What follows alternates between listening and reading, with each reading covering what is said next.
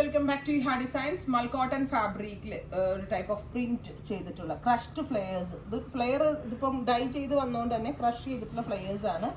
എന്താ പറയുക, നല്ല 3 സൈഡ് സ്ലിറ്റ്സും ഉണ്ട് ഇതിൽ. കാരണം കണ്ട ഇതൊരു അംബ്രല ടോപ്പാന്ന് തോന്നും, ആക്ച്വലി സൈഡ് സ്ലിറ്റ്സും കൂടി ആയിട്ട് വന്നിരിക്കുന്ന ഒരു സ്പെഷ്യൽ.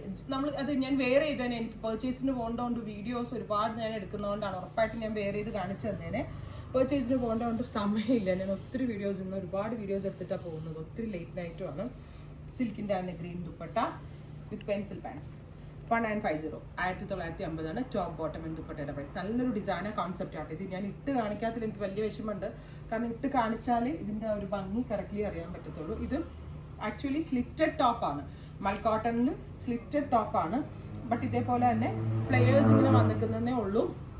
അതുപോലെ ലൂറക്സ് ആണ് ഫാബ്രിക്. നല്ല കോൺസെപ്റ്റ് ആണ്, ട്രൈ ചെയ്ത് നോക്കാം. Thank you.